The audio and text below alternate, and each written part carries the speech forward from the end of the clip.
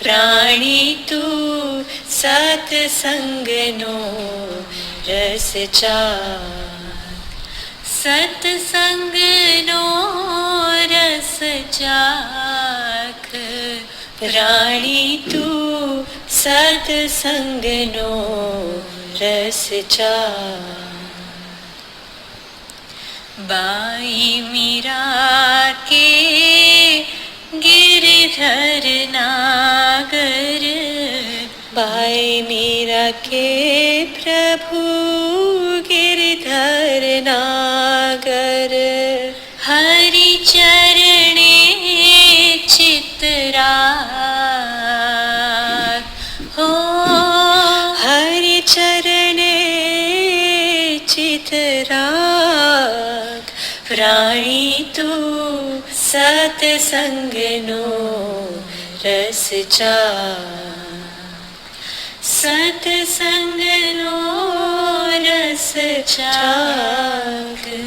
પ્રાણી તું સત્સંગનો રસ ચાખ, પ્રાણી તું સત્સંગનો રસ ચાખ. પ્રાણી તું સત્સંગનો રસ ચાખ.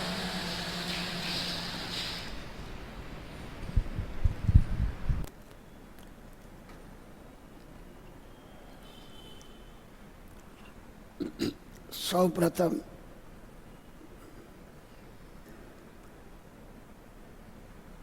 ચાલુ છે મહેશભાઈ? સૌ પ્રથમ આપણા શાસનપતિ ભગવાન મહાવીરને આપણે વંદન કરીએ. મહાવીર સ્વામી ભગવાનના અંતેવાસી શિષ્ય આપણા ઈષ્ટદેવ પરમ કૃપાળુ દેવને આપણે વંદન કરીએ. અને મારા સદગુરુ પરમ પૂજ્ય લાડકચંદ માણેકચંદ વોરા પૂજ્ય બાપુજી, એમને ભાવપૂર્વક વંદન. ને અત્યારે વર્તમાનની અંદર જેટલા પ્રત્યક્ષ જ્ઞાની બિરાજતા હોય એ બધાને પણ આત્મભાવે વંદન. અને આપ સર્વેને આત્મભાવે વંદન. મુખ્ય વિષય આપણો સત્સંગનો રહેશે. આપ બધા જાણો છો કે સત્સંગ કયો, સત્પુરુષ કયો કે જ્ઞાની પુરુષ કયો. એટલે જ્ઞાની પુરુષ સત્સંગને લગતા, જ્ઞાની પુરુષને લગતા, સત્પુરુષને લગતા એવા વિશેષ વાક્યો આપણે લેતા જશું. પણ વચ્ચે વચ્ચે આપણને જે ઉપયોગી થાય એ વસ્તુ પણ આપણે લેતા જશું. તો સૌથી પહેલું વાક્ય 21ના પત્રમાં કૃપાળુ દેવે લખ્યું. બહુ નાનું વાક્ય, બરાબર જોજો. દેવ દેવીની તુષ્માનતાને શું કરશું? જગતની તુષ્માનતાને શું કરશું? તુષ્માનતા સત્પુરુષની ઈચ્છો. શું લખ્યું કૃપાળુ દેવે? કે કદાચ દેવ દેવી આપણી ઉપર તુષ્માન થાય તો કદાચ રીધિ સિદ્ધિ આપણને આપે, સંસારી બધું સુખ પણ આપે. પણ એ સુખ કેટલા વખતનું? એક ભાવ પૂરતું. અને પછી તો પાછો પોતાના કર્મ, અને એ પણ એના પ્રારબ્ધમાં હોય તો જ પ્રાપ્ત થાય. એટલે કૃપાળુ દેવે કીધું કે દેવ દેવીની તુષ્માનતાને શું કરીશું? બીજું, જગતની તુષ્માનતાને શું કરીશું? કોઈ પ્રધાન આપણી ઉપર તુષ્માન થાય તો આપણને આપી આપીને શું આપે વિચાર કરો. એ બધા આપણા જો એ પ્રારબ્ધમાં હોય તો જ એ આપણને એક ભવનું સુખ આપી શકે. બાકી તો ફરી પાછો પોતાના કર્મ પ્રમાણે 4 ગતિ અને 84 લાખ જીવાયોનીમાં એને પરિભ્રમણ કરવાનું થાય. પણ કૃપાળુ દેવની કેવી ખૂબી, સત્પુરુષની તુષ્માનતા ઈચ્છો. જો જ્ઞાની પુરુષ આપણી ઉપર તુષ્માન થઈ ગયા ને તો જન્મ મરણના પહેરાના બધા દુઃખો આપણા ટળી જાય અને આપણને શાશ્વત સુખ, શાશ્વત શાંતિ અને શાશ્વત આનંદની અંદર આપણને સ્થિતિ કરાવી દે. બીજું એક નાનું વાક્ય લઈએ છીએ.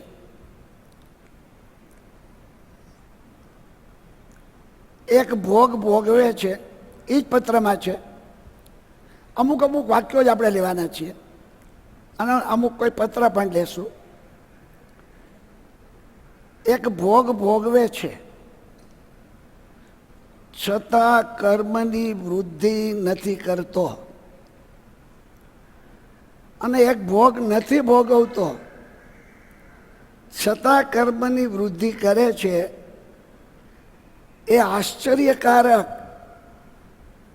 પણ સમજવા યોગ્ય કથન છે. કોઈ પણ આશ્ચર્ય લાગે. આમાં કૃપાળુ દેવ જ્ઞાનીની અને અજ્ઞાનીની દશા જણાવે છે. આપણે બધા જાણીએ છીએ કે એકેન્દ્રિયથી માંડીને પચેન્દ્રિય સંધિ સુધીના આ જગતની અંદર જેટલા જીવો છે એ બધાનું જીવન કર્મના ઉદય પ્રમાણે ચાલે છે. જ્ઞાનનું જીવન પણ કર્મના ઉદય પ્રમાણે ચાલે છે અને આપણા બધાનું સંસારી જીવોનું પણ એ જ પ્રકારે ચાલે છે. પણ જ્ઞાની પુરુષને સમ્યક દર્શન પ્રગટ કર્યું છે, આત્મજ્ઞાન પ્રગટ કર્યું છે. એટલે એ કર્મનો ઉદય કેવી રીતે ભોગવે છે? તો કે શાંત ભાવે ભોગવે છે, સમભાવે ભોગવે છે. એટલે એ કર્મ ભોગવતા ભોગવતા નવું કર્મ તો નથી લાગતું, પણ ઉદય આવેલા કર્મની પણ એ નિર્જરા કરે છે. અને અજ્ઞાની આપણે પણ નો ડાઉટ કર્મના ઉદયને આપણે નિર્જરાવી તો રહ્યા જ છીએ, પણ એ ભોગવતા ભોગવતા પાછા આપણે શું કરીએ છીએ? એની અંદર આપણે એક રૂપ થઈ છે. તો જ્ઞાની પુરુષ શું કરે છે? ઉપયોગની જાગૃતિ રાખે છે. ને આપણે તો ઉપયોગની જાગૃતિ નથી, એટલે એની સાથે એક રૂપ થઈ અને વળી પાછા નવા નવા કર્મનું બંધન કરીએ છીએ. એટલે અનાદિકાળથી આપણો આ સંસાર ચાલ્યા કરે છે. પછી 31ના પત્રમાં એક જ વાક્યનો, એક જ લીટીનો પત્ર. ક્ષણભંગુર દુનિયામાં સત્પુરુષનો સમાગમ એ જ અમૂલ્ય અને અનુપમ લાભ છે. બહુ વિચારવા યોગ્ય. બધા આખું વચનામૃતનો જો સાર જોવા જાવ ને તો સત્સંગ, સત્પુરુષ ને જ્ઞાની પુરુષ સિવાય બીજું કંઈ છે જ નહીં. કેટલું નાનું વાક્ય પણ કેટલો બધો જબરજસ્ત પરમાર્થ. એક વસ્તુ નક્કી છે કે આ ચર્મચક્ષુ દ્વારા જે કંઈ પણ આપણે આ જગતની અંદર જોઈએ છીએ ને એ બધું જ પૂતગલિક છે, જડ છે, ક્ષણભંગુર છે, નાશવંત છે.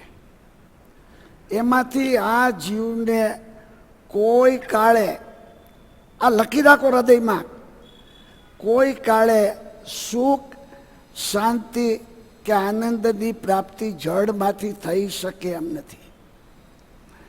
અને આ બધી જ વસ્તુ કેવી છે, ક્યારે ભાંગી જશે કોઈને ખબર છે. ઇવન આપણો મનુષ્ય દેહ પણ જડ છે, એ પણ ક્યારે ભાંગી પડશે એની કોઈને ખબર છે. એટલે કૃપાળુદેવ લખે છે કે ક્ષણભંગુર દુનિયામાં સત્પુરુષનો સમાગમ, બે વિશેષણ આપ્યા. અમૂલ્ય આખા જગતની સંપત્તિ કોઈ તમારા ચરણમાં મૂકી દે ને તો એ આ સત્પુરુષના બોધ પાસે એ સંપત્તિ તૃણ બરાબર પણ નથી. આવું અમૂલ્ય અને અનુપમ, જેને કોઈ ઉપમા ક્યારેય પણ ન આપી શકાય એવું, એવો કેવો લાભ વિચાર તો કરો. પછી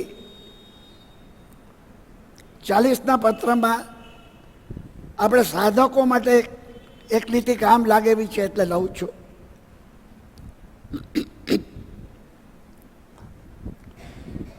વિશાળ બુદ્ધિ, મધ્યસ્થતા, સરળતા અને જીતેન્દ્રિયપણું, એટલા ગુણો જે આત્મામાં હોય તે તત્વ પામવાનું ઉત્તમ પાત્ર છે. શું લખ્યું કૃપાળુદેવ, વિચાર તો કરો. આ 4 ગુણો ઉપર આપણે તો આપણા ઈષ્ટદેવ છે, આપણે એને માનીએ છીએ, તો આપણી સદપાત્રતા તૈયાર કરવા માટે આ 4 ગુણો ઉપર આમાંથી આપણે કેટલા વિચાર કરતો હશે, વિચાર કરો. વિશાળ બુદ્ધિ એટલે શું? અમને અમારા બાપુજીએ એટલું સરસ સ્લોગન આપ્યું હતું. વિશાળ બુદ્ધિનો એણે અર્થ કર્યો હતો, સાચું ઈ મારું, મારું ઈ સાચું નહીં. આ વિશાળ બુદ્ધિ. મધ્યસ્થતા, કંઈ પણ કર્મના ઉદયની અંદર મધ્યસ્થ રહેવું. મધ્યસ્થ રહેવું એટલે શક્ય હોય ત્યાં સુધી રાગ દ્વેષની પરિણીતિ ન થવા દેવી. ત્રીજું સરળતા. સરળપણું કોને કહેવાય? કે આપણા મન, વચન, કાયાના યોગ જો એક સરખા પ્રવર્તતા હોય ને તો એને સરળપણું કહેવાય. અત્યારે વિચાર કરો, મનમાં કાંઈ, વચનમાં કાંઈ અને વર્તનમાં પાછું સાવ જુદું. આવું માયામય જીવન, કપટમય જીવન મેજોરિટી લોકો જીવે છે. તો સરળતા કેવી હોવી જોઈએ? સૌભાગભાઈ જેવી. કેટલા સરળ, જે મનમાં આવે એ લખી નાખે કૃપાળુદેવને. વિચાર ન કરે કે આ સારું લાગશે કે ખરાબ લાગશે. અને મુખ્ય જીતેન્દ્રિયપણું. આખું જગત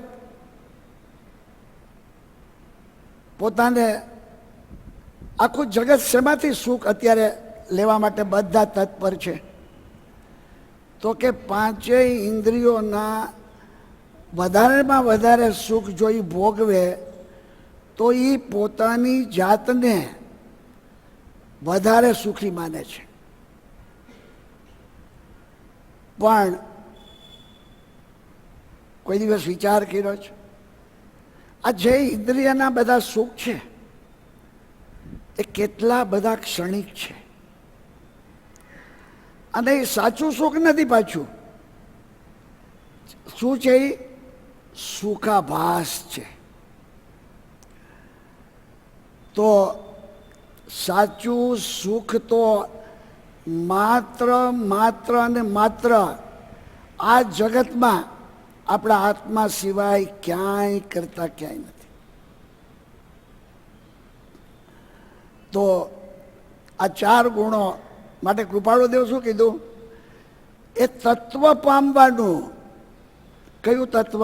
આત્મ તત્વ પામવાનું ઉત્તમ પાત્ર છે. પછી 47મો પત્ર લઈએ. બહુ થોડું જ લેવું છે એમાંથી આપણે.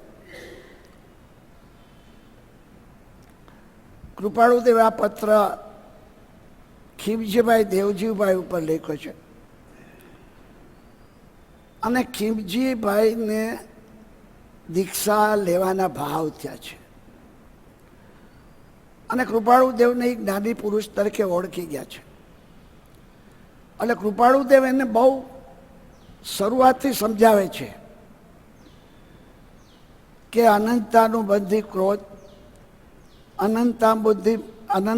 અનંતાનુબંધી માયા, અનંતાબંધુ આ ક્રોધ, માન, માયા, લોભ, અને બીજી મિથ્યાત્વ મોહનીય, મિશ્ર મોહનીય અને સમ્યક્ત્વ મોહનીય, આ 7 પ્રકૃતિ એની નિબિડ ગાંઠ છે.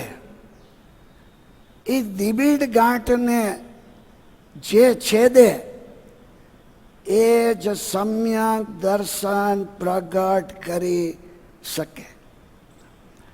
એટલા માટે કૃપાળુદેવ કહે છે એમાં 4 છે એ ચારિત્ર મોહનીની છે, અનંતાનુબંધી, અને બાકીની 3 પ્રકૃતિ છે એ દર્શન મોહનીની છે.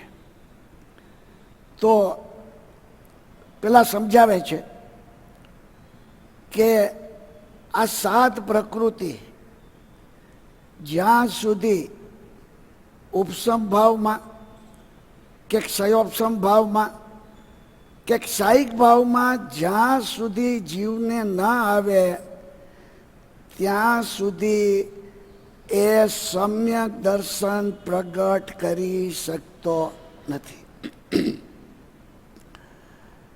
આટલી મૂળ વાત કરી. હવે જો એને સમ્યક દર્શન પ્રગટ કરવું હોય તો શું કરવું જોઈએ? અને એ સમ્યક દર્શન પ્રગટ થતું શા માટે અટક્યું છે? તો હવે કૃપાળુદેવ લખે છે, સદગુરુના ઉપદેશ વિના. એક શબ્દ બરાબર સાંભળજો. સદગુરુના ઉપદેશ વિના અને જીવની સત્પાત્રતા વિના તેમ થવું અટક્યું છે. શું થવું અટક્યું છે ભાઈ? તો કે આત્મદર્શન થવું અટક્યું છે, સમ્યક દર્શન પ્રગટ થવું અટક્યું છે. અને પછી કૃપાળુદેવ કહે છે તે પ્રાપ્ત કરીને સંસાર તાપથી અત્યંત તપાયમાન આત્માને શીતળ કરવો એ જ કૃત્યતા છે. શું એક શબ્દ કૃપાળુદેવે લખ્યો છે? અનાદિકાળથી આપણા આત્માને સંસાર તાપ બાળી રહ્યો છે. હવે એ તાપમાંથી એને ક્યારે છોડાવી શકે? તો કે એને સત્પુરુષનો ઉપદેશ મળે અને જીવ પોતાની સત્પાત્રતા કરે ત્યારે. આખું વાક્ય ફરી બોલું છું. સદગુરુના ઉપદેશ વિના અને જીવની સત્પાત્રતા વિના તેમ થવું અટક્યું છે. તે પ્રાપ્ત કરીને આ બે વસ્તુ પ્રાપ્ત કરીને સંસાર તાપથી અત્યંત તપાયમાન આત્માને શીતળ કરવો એ જ કૃત્યતા છે. આપણો માનવ ભાવ કૃત્ય ક્યારે થયો કહેવાય?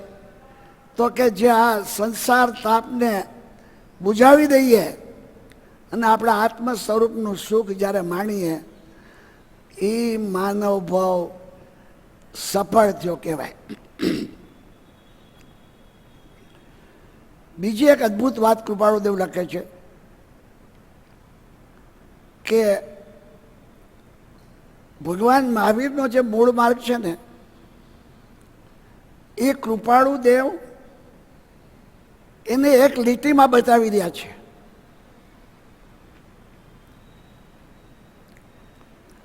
ધર્મ એ વસ્તુ બહુ ગુપ્ત રહી છે. લાગે છે ગુપ્ત? અત્યારે તો ધર્મના ઢંઢોરા પીટાય છે અને કૃપાળુદેવ કે ગુપ્ત રહી છે. ધર્મ એ વસ્તુ બહુ ગુપ્ત રહી છે. બરાબર સાંભળજો. તે બાહ્ય સંશોધનથી પ્રાપ્ત થવાની નથી. આત્મા અંદર બિરાજે છે, પગના અંગૂઠાથી તે માથા સુધી. બહારમાં તમે ગમે એના અનુષ્ઠાન કરો, ગમે એટલી ક્રિયાઓ કરો, તો આત્માનો અનુભવ થઈ શકે ખરો એનાથી? હા, પુણ્ય બંધાય. અને એ પુણ્ય પણ જ્યારે વિશિષ્ટ પ્રકારનું બંધાય ત્યારે એને સત્પુરુષનો ભેટો થાય. એટલે એનો નિષેધ નથી. તો ધર્મ એ વસ્તુ બહુ ગુપ્ત રહી છે. કેવા શબ્દ મૂક્યા છે, એક એક શબ્દ ઉપર વિચાર કરવા જેવો છે. તે બાહ્ય સંશોધનથી મળવાની નથી. શબ્દ કેવો મૂક્યો? અપૂર્વ અંતર સંશોધનથી તે પ્રાપ્ત થાય છે. અપૂર્વ એટલે શું? પૂર્વ ભાવની અંદર અનાદિકાળથી જીવ રખડે છે. એમાં 4 ગતિમાં અનંતવાર મનુષ્ય ભાવ પણ મળ્યો અને અનંતવાર ધર્મ પણ ખૂબ કર્યો, પણ આ વસ્તુ એને નથી મળી. અંતર્મુક્તાનો માર્ગ એટલે તો રેખડ્યો છે. એટલા માટે કૃપાળુદેવ કહે છે કે અંતર સંશોધનથી, અપૂર્વ અંતર સંશોધનથી તે પ્રાપ્ત થાય છે. અને બરાબર સાંભળજો, અને તે અંતર સંશોધન કોઈક મહાભાગ્ય, કૃપાળુદેવ કહે છે કે આ અંતર સંશોધનનો માર્ગ જેને મળે એ જીવોને કેવા કીધા? મહાભાગ્યશાળી. કોઈક મહાભાગ્ય સદગુરુ અનુગ્રહે પામે છે. આખું વાક્ય ફરી બોલું છું. ધર્મ એ વસ્તુ બહુ ગુપ્ત રહી છે. તે બાહ્ય સંશોધનથી મળવાની નથી. અપૂર્વ અંતર સંશોધનથી તે પ્રાપ્ત થાય છે. અને તે અંતર સંશોધન કોઈક મહાભાગ્ય, એવો પુણ્યશાળી જીવ જેનું ચારે બાજુથી પુણ્ય પાક્યું હોય, સદગુરુ અનુગ્રહે પામે છે. એ જ પત્રમાં પાછું એક બહુ અદ્ભુત વાક્ય લખે છે કૃપાળુદેવ. કૃપાળુદેવ એમાં પર્ટિક્યુલરલી શું લખે છે બરાબર જોજો. આવું કૃપાળુ દેવે કોઈક જીવને જ લખ્યું છે. છેવટની મારી વિનયપૂર્વકની શિક્ષા ધ્યાનમાં રાખશો કે. કેવું વાક્ય! કૃપાળુ દેવની ખીમજીભાઈની જગાએ દરેક જગ્યાએ આપણને મૂકી દેવાની જરૂર છે. આ કૃપાળુદેવ ખીમજીભાઈને નહીં, આપણને કહે છે. છેવટની મારી વિવેકપૂર્ણ પાછી વિવેકપૂર્વકની શિક્ષા ધ્યાનમાં રાખશો કે. અને કેટલું બધું અદ્ભુત વાક્ય કૃપાળુદેવે મૂક્યું. એક ભવના થોડા સુખ માટે અનંત ભવનું અનંત દુઃખ નહીં વધારવાનો પ્રયત્ન સત્પુરુષો કરે છે. પાંચે ઇન્દ્રિયના વિષયનું સુખ કેટલું ભાઈ! અને એ બી પુણ્ય હોય તો મળે. અને એ ભોગવો એટલે તમારું પુણ્ય ખવાઈ ગયું. અને પાછું એ સુખ ભોગવતા ભોગવતા જીવને કેવા કર્મનું બંધન થાય વિચાર તો કરો. અનંત કાળ સુધી એ જીવને અનંત દુઃખ ભોગવવું પડે. અને એ જ પત્રમાં છેલ્લું વાક્ય કૃપાળુદેવે મૂક્યું, સત્પુરુષોનું યોગબળ જગતનું કલ્યાણ કરો. આ જ્ઞાની પુરુષના મન વચન કાયાના યોગ જ્યાં જ્યાં જાય ને એ જીવનું કલ્યાણ થતું જાય પાત્રતા પ્રમાણે.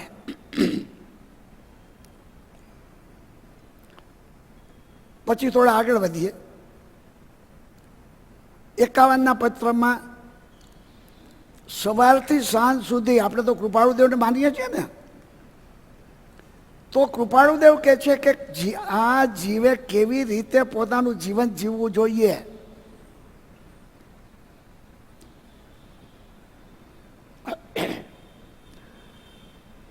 ઉદય આવેલા કર્મોને ભોગવતા નવા કર્મ ન બંધાય તે માટે આત્માને કેવો રાખવો? સચેત રાખવો. એવો સત્પુરુષોનો મહાન બોધ છે. આ કૃપાળુદેવને માનવાવાળા જે જીવો છે ને, એનું મોટામાં મોટું જો કોઈ કર્તવ્ય હોય તો આ છે. સચેત રાખવો એટલે શું? આત્માના ઉપયોગને જાગૃત રાખવો. જાગૃત રાખે તો શું થાય?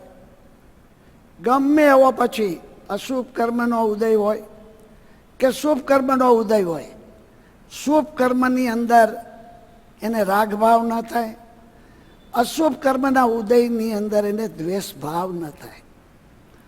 અને આવી રીતે જાગૃતિપૂર્વક જો એ કર્મ ભોગવે તો એ તો કર્મ કરી જાય, પણ એ વખતે ઉદયમાં આવતા કર્મોની પણ નિર્જરા થઈ જાય. આ એકે એક સાધકનું કર્તવ્ય છે. બહુ અદ્ભુત. ફરી આખું વાક્ય બોલું છું.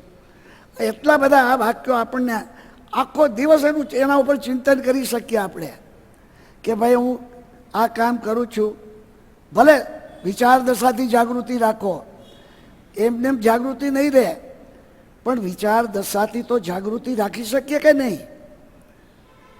કર્મના ઉદયથી જ્યારે જ્યારે મન વચન કાયાના યોગની પ્રવૃત્તિ થતી હોય ત્યારે પહેલાં એક વિચાર મૂકી દઈએ કે આ કર્મના ઉદયથી થતી પ્રવૃત્તિ છે એનો જોનારો અને જાણનારો હું જુદો છું. જો આ વિચાર તમે દરેક દેહની પ્રવૃત્તિ વખતે મૂકો તો થાય શું કે પહેલાં તમે એની સાથે જે એકરૂપ થઈને કાર્ય કરતા હતા અને સમયે સમયે અનંતા કર્મ લાગતા હતા, ધીરે ધીરે એ કર્મ બંધથી છૂટું થવાતું જશે.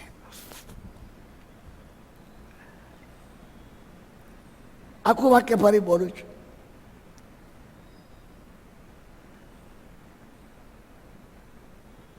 ઉદય આવેલા કર્મોને ભોગવતા નવા કર્મ ન બંધાય તે માટે આત્માને સચેત રાખવો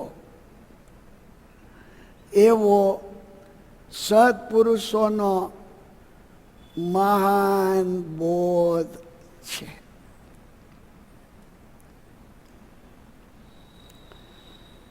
પછી થોડા 54ના પત્ર ઉપર આપણે આવીએ.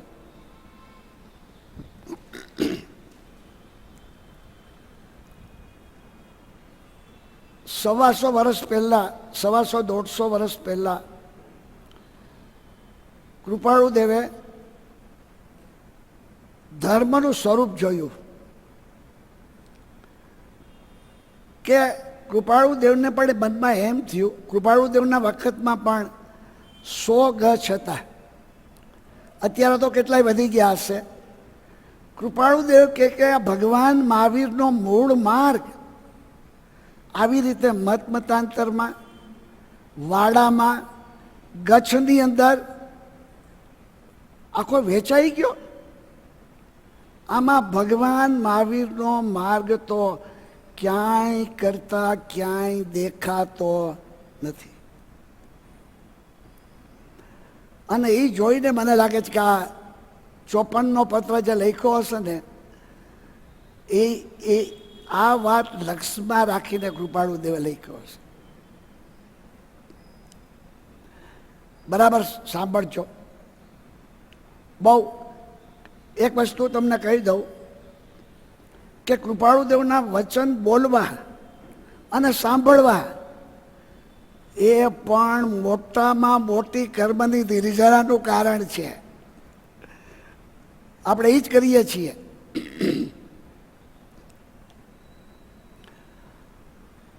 મોક્ષના માર્ગ બે નથી.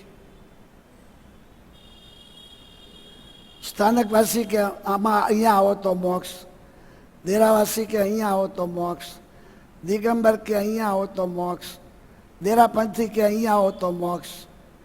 તો કૃપાળુદેવ તો એમ કે છે કે મોક્ષના માર્ગ બે નથી. એક એક વાક્ય સાંભળશો ને તો બરાબર તમને બહુ મજા આવશે. જે પુરુષો મોક્ષરૂપ પરમ શાંતિને ભૂતકાળે પામ્યા છે તે સઘળા સત્પુરુષો એક જ માર્ગથી પામ્યા છે. વર્તમાન કાળે પણ એ જ માર્ગથી પામે છે અને ભવિષ્ય કાળે પણ એ જ માર્ગથી પામશે. કોના શબ્દો છે? આને આપણે 25માં તીર્થંકર માનીએ છીએ, આપણા ઈષ્ટદેવ.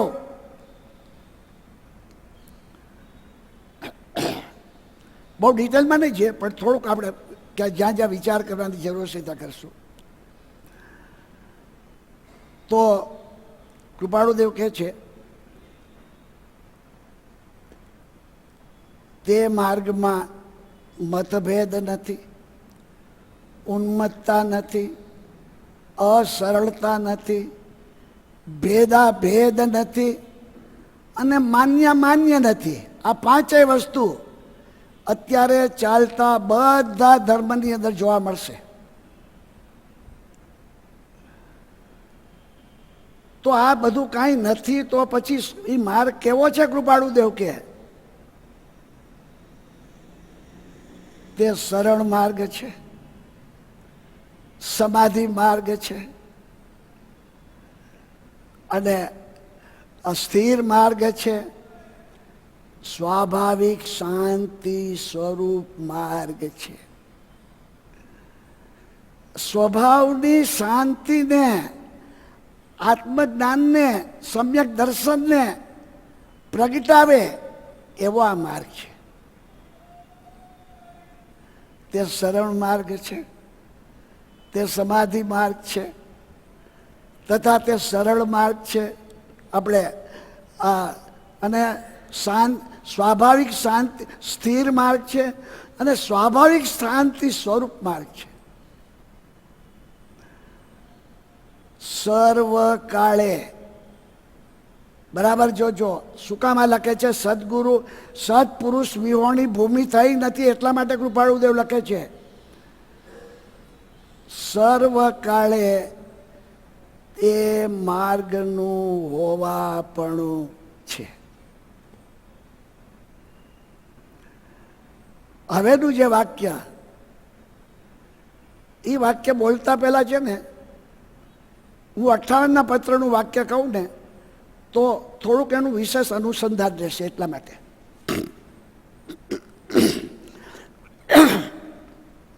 જોકે મારા ગળાની ખરાબી બહુ વખતથી ચાલે છે અને એટલા માટે હું માફી પણ માગી લઉં છું કે ક્યાંય ગળું અટકે તો જરા માફ કરજો. 58ના પત્રમાં કૃપાળુદેવ લખે છે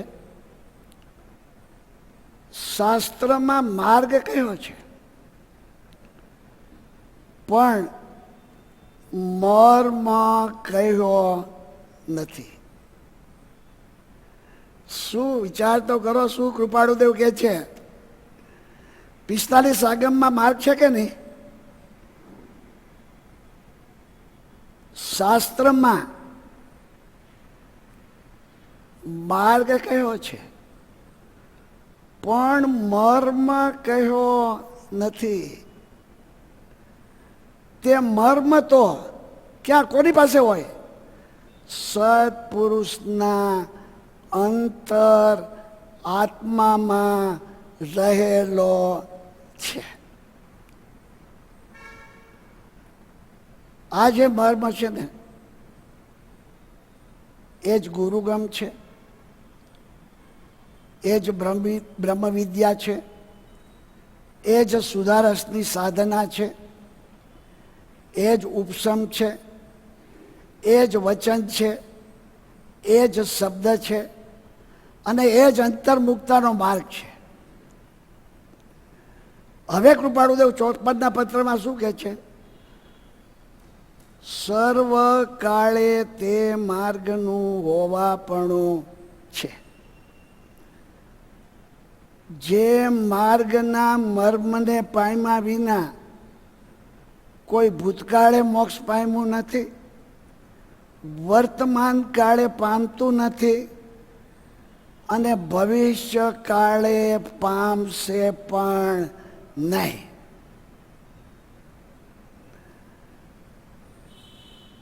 શું લખ્યું કૃપાળુદેવ? વિચાર કરો, બહુ વિચાર માગી લે છે. પછી કૃપાળુદેવ લખે છે કે શ્રીજીને સહસ્ત્ર ગમે ક્રિયાઓ અને સહસ્ત્ર ગમે ઉપદેશો એ જ એક માર્ગ આપવાને માટે કહ્યા છે. કયો માર્ગ?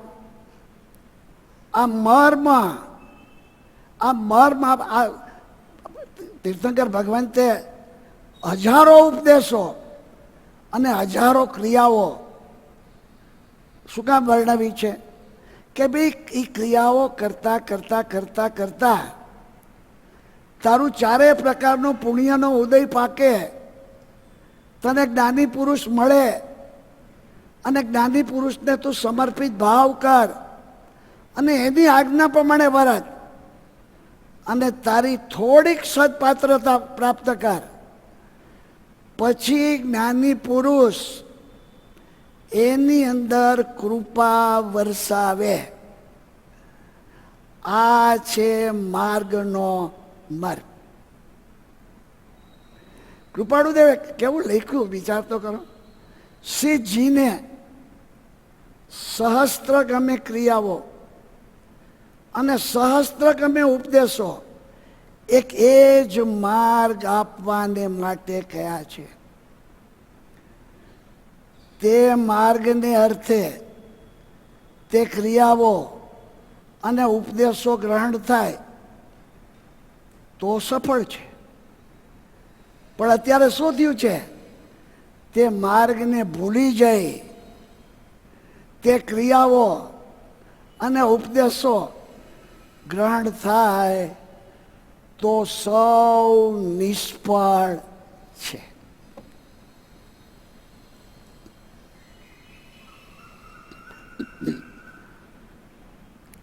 શ્રી મહાવીર જે વાટેથી તર્યા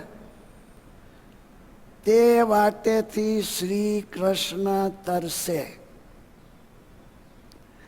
જે વાટેથી શ્રી કૃષ્ણ તર્યા છે તે વાટેથી શ્રી મહાવીર તરસે. હવે કૃપાળુદેવ લખે છે તે વાટ ગમે ત્યાં બેઠા, ગમે તે કાળે, ગમે તે શ્રેણીમાં અને ગમે તે યોગમાં જ્યારે પમાશે ત્યારે શું થશે? ત્યારે તે પવિત્ર શાશ્વત સતપદના અનંત અતિન્દ્રિય સુખનો અનુભવ થશે. આ માર્ગ જ્યારે પણ પામશે ને એ જીવ પોતાના આત્માનું અતિન્દ્રિય સુખ, અનંત અતિન્દ્રિય સુખનો એને અનુભવ થશે. પાછું કૃપાળુદેવ સર્વ સ્થળે તે માર્ગ તે વાત સંભવિત છે. અને પછી કૃપાળુદેવ કહે છે આ લક્ષમાં રાખજો, યોગ્ય સામગ્રી નહીં મળવાથી ભવ્યો પણ તે માર્ગ પામતા અટકા છે, અટકશે અને અટકા હતા. ભવ્ય જીવ પણ યોગ્ય સામગ્રીમાં શું? બે જ સામગ્રી ખાલી પ્રાપ્ત કરવાની છે, બાકી બધું મળી જવાનું. જ્ઞાની પુરુષ અને જ્ઞાની પુરુષનો માર્ગ. અને કૃપાળુદેવ આ મતાંતરની વાત કર્યા પછી કૃપાળુદેવ કહે છે કે એ મોક્ષનો એક માર્ગ શું છે એ જીવનનું લક્ષ્ય દોરાવે છે. આ કૃપાળુદેવની ખૂબી છે. ઘણી બધી વાત કરશે અને છેવટે જીવનું લક્ષ્ય દોરાવશે.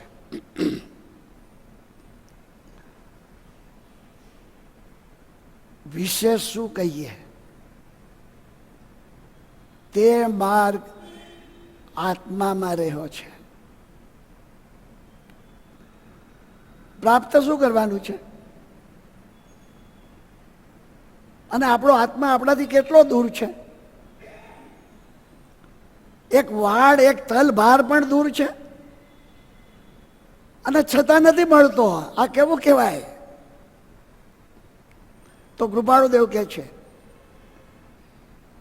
વિશેષ શું કહીએ? આવી રીતે કૃપાળુદેવ વચનામૃતમાં જો ખ્યાલ હશે, વિશેષ શું કહીએ, અધિક શું કહીએ, કેટલું કહેવું, એમ કરતા કરતા પણ મારો બોલાવ્યો છે. વિશેષ શું કહીએ? તે માર્ગ આત્મામાં છે. બરાબર સાંભળજો. આત્મત્વ પ્રાપ્ય પુરુષ, નિર્ગ્રંથ આત્મા જ્યારે યોગ્યતા ગણી તે માર્ગ અર્પશે, ઉદય આપશે, ત્યારે તે પ્રાપ્ત થશે, ત્યારે તે વાટ મળશે અને ત્યારે તે મતભેદ આદિ જશે. કૃપાળુદેવ મળ્યા પછી આપણને સ્થાનકવાસી, દેરાવાસી, દિગંબરના કોઈ ભેદ રહ્યા છે? શું કામ નથી રહ્યા? આ જ્ઞાની પુરુષ મળ્યા એટલે. શું લખ્યું કૃપાળુદેવે? તે માર્ગ વિશેષ શું કહીએ? વિશેષ શું કહેવું? તે માર્ગ આત્મામાં રહ્યો છે. આત્મત્વ પ્રાપ્ય પુરુષ, જેણે આત્માનો સાક્ષાત્કાર કર્યો છે, જેણે ગ્રંથિભેદ કર્યો છે, એવા જ્ઞાની પુરુષ. આત્મત્વ પ્રાપ્ય પુરુષ, નિર્ગ્રંથ આત્મા. પાછું એમને નહીં આપે, યોગ્યતા ગણી. આ જીવ જ્યારે સત્પાત્રતા કરશે, યોગ્યતા ગણી અર્પશે, ઉદય આપશે, ત્યારે તે પ્રાપ્ત થશે. અને અત્યારે જે મતભેદો છે ને, આ મતભેદો બધા ટળી જશે, કૃપાળુદેવ કહે છે. ત્યારે તે વાટ મળશે અને ત્યારે તે મતભેદ આદિ જશે. તો છેલ્લું આપણે એક વાક્ય લઈએ છીએ.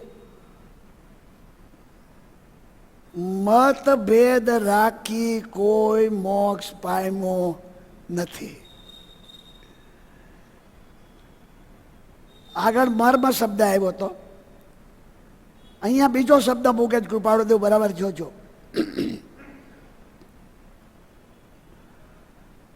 મતભેદ રાખી કોઈ મોક્ષ પામ્યો નથી. વિચારીને જેણે મતભેદને ટાળ્યો, મતભેદ ટાળે તો કામ ન લાગે, પણ અંતર્વૃત્તિ કરીને, અંતર્મુક્તાનો માર્ગ પ્રાપ્ત કરીને, મતભેદ રાખી કોઈ મોક્ષ પામ્યું નથી. વિચારીને જેણે મતભેદને ટાળ્યો તે અંતર્વૃત્તિ કરી, ક્રમે કરી, કૃપાળુદેવના શબ્દો છે, શાશ્વત સુખને પામે છે, પામ્યા છે, પામે છે અને પામશે. આ માર્ગ છે ભાઈ.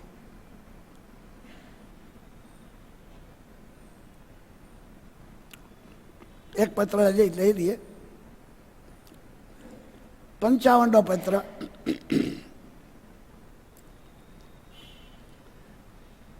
આ કૃપાળુદેવના વાક્યો છે ને, વાંચવા માટે નથી, વાગોળવા માટે છે. વાગોળીને અંતરમાં ઉતારવા માટેના આ બધા વાક્યો છે. આપણને સ્પર્શે છે બધું, એટલા માટે.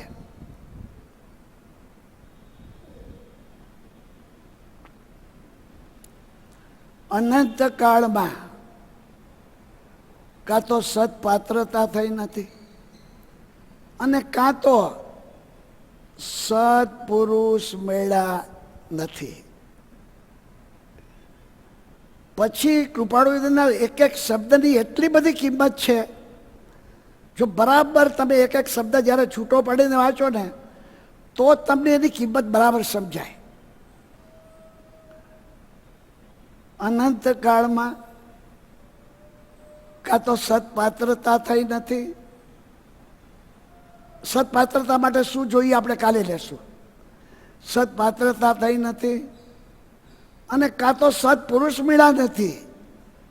શબ્દ જોજો કૃપાળુદેવનો, નહીં તો નિશ્ચય છે કે મોક્ષ ક્યાં શેમાં આવી જાય? હથેળીમાં છે. જો મોક્ષ હથેળીમાં હોય તો આત્મજ્ઞાન તો કેટલું સહેલું થઈ ગયું. પછી કૃપાળુદેવ રાખે છે ઈસત પ્રાગ ભારા, એટલે સિદ્ધ પૃથ્વી ઉપર ત્યારે છે, ત્યાર પછી છે. એ સિદ્ધ ગતિ તો જ્યારે મળવાની હશે ત્યારે મળશે, પણ અત્યારે એ સિદ્ધ ગતિનું અંશે સદેહ એ સુખ ભોગવવા માંડ્યો છે. પછી એને એની જરૂર હોય. એટલા માટે કૃપાળુદેવ કહે છે, આખું વાક્ય ફરી બોલું છું, અનંત કાળમાં કાં તો સત્પાત્રતા થઈ નથી અને કાં તો સત્પુરુષ મળ્યા નથી. કેવાય અદ્ભુત! નહીં તો નિશ્ચય છે કે મોક્ષ હથેળીમાં છે. કેવો વિચાર કૃપાળુદેવને આવ્યો હશે ત્યારે. કૃપાળુદેવ સદેહ સિદ્ધ ગતિનું મોક્ષ સદેહ ભોગવી રહ્યા છે. એટલા માટે ઈસત પ્રાગ બારા, સિદ્ધ પૃથ્વી ઉપર સિદ્ધ ત્યાર પછી છે. અને હવે છે કે નહીં, બરાબર સાંભળજો,